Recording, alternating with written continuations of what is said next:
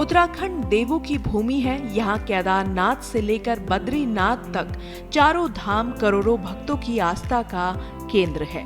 हर साल 4 धाम यात्रा के लिए लाखों श्रद्धालु उत्तराखंड पहुँचते हैं। लोग बड़े ही उत्साह के साथ इस दिव्य यात्रा में दूर दूर से शामिल होने के लिए आते हैं। इस साल 4 धाम यात्रा 10 मई से शुरू होने जा रही है। अक्षय तृतीया के मौके पर सबसे पहले गंगोत्री धाम के कपाट खोले जाएंगे। इसके बाद यमुनोत्री, केदारनाथ और बद्री विशाल के कपाट खुलेंगे और फिर श्रद्धालुओं का 4 धाम यात्रा करने का सिलसिला शुरू हो जाएगा। 4 धाम यात्रा शुरू होने में करीब 1 महीने से ज्यादा का वक्त है। केदारनाथ धाम और बद्रीनाथ धाम में अभी चारों तरफ बर्फ ही बर्फ है। पहाड़ों पर करीब 5 से 6 फीट तक बर्फ जमी हुई है। इसी को लेकर उत्तराखंड की धामी सरकार ने 4 धाम यात्रा को लेकर तैयारियां शुरू कर दी है।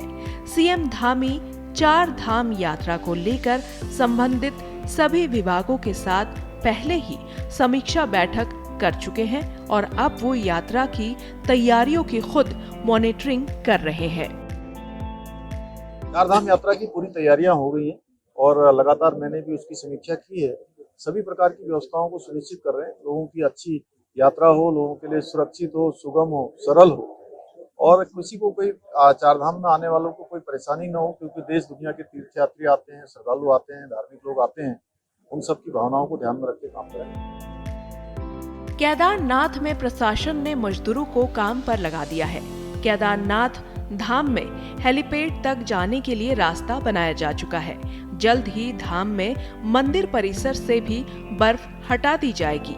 मार्च में शुरू हुई भारी बर्फबारी से केदारनाथ धाम और बद्रीनाथ धाम में बर्फ की मोटी चादर बिछ गई थी।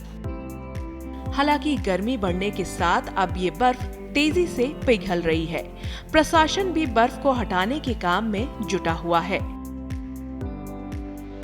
केदारनाथ धाम में यात्रियों के रहने की व्यवस्था भी की जा रही है। यात्रियों को किसी तरह की परेशानी ना हो, इसका भी पूरा ख्याल रखा जा रहा है। बता दें कि पिछले साल हुई यात्रा में श्रद्धालुओं के सैलाब ने नए रिकॉर्ड कायम किए थे। साल 2023 में हुई यात्रा में 56 लाख से ज्यादा श्रद्धालुओं ने दर्शन किए, जिनमें सबसे ज्यादा केदारनाथ धाम में 19,61,277, बद्रीनाथ धाम में 18,25,132, गंगोत्री में 9,05,174, यमुनोत्री में 7,35,244 और हेमकुंड साहिब में 1,77,463 श्रद्धालुओं ने दर्शन किए।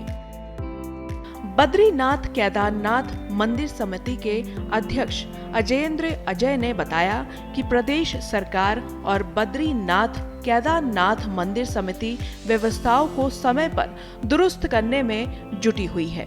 कोशिश यही है कि समय से पहले सभी इंतजाम कर लिए जाएं। देखिए, पुनर्निर्माण कार्यों को लेकर के बद्रीनाथ और केदारनाथ धाम में आप जानते हैं कि माननीय प्रधानमंत्री जी के विजन के अनुरूप वहाँ पर व्यापक स्तर पर पुनर्निर्माण के कार्य चल रहे हैं और इस बीच क्योंकि मौसम कई बार प्रतिकूल हो जा रहा है तो उसके कारण से वहाँ पर जो निर्माण कार्य हैं वो बाधित भी हैं। साल 2013 की आपदा के बाद केदारनाथ धाम में केंद्र सरकार के सहयोग से पुनर्निर्माण कार्य किया जा रहा है, जिसे जल्द ही पूरा कर लिया जाएगा। बीकेटीसी अध्यक्ष अजयेंद्र अजय ने कहा है कि केदारनाथ में मौसम काफी खराब रहता है। कभी बारिश तो कभी बर्फबारी के चलते पुनर्निर्माण कार्यों में रुकावट होती है। बावजूद इसके काम कर रही एजेंसियां अपने कार्यों को पूरा करने में जुटी हुई है। अभी प्रयास है कि जैसे ही मौसम कुछ साथ देगा तो उसके हिसाब से फिर व्यापक स्तर पर जो पुनर्निर्माण के कार्य हैं वो प्रारंभ कर दिए जाएंगे और विपरीत मौसम के बावजूद वहाँ पर कई चुनौतियाँ रहती हैं, लेकिन उसके बावजूद जो हमारी एजेंसियाँ हैं वो बहुत अच्छे तरीके से पुनर्निर्माण के कार्यों को वहाँ पर अंजाम दे रही हैं।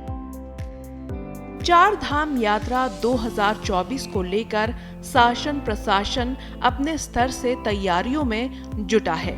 लगातार बैठकें हो रही हैं, फैसले लिए जा रहे हैं और समयबद्ध तरीके से काम निपटाए जा रहे हैं। उत्तराखंड सरकार को उम्मीद है कि इस साल चार धाम यात्रा में रिकॉर्ड तोड़ श्रद्धालु आएंगे और भक्ति की ये यात्रा बिना किसी बाधा के संपन्न हो सकेगी। लाखों भक्तों के लिए तमाम सुविधाएं उपलब्ध कराना आसान काम नहीं है, इसीलिए सरकार और प्रशासन मिलकर इस काम में जी जान से जुटे हुए हैं। कोशिश यही है कि चार धाम के अनुभव को भक्तों के लिए यादगार बनाया जा सके। ब्यूरो रिपोर्ट, श्रेष्ठ उत्तराखंड।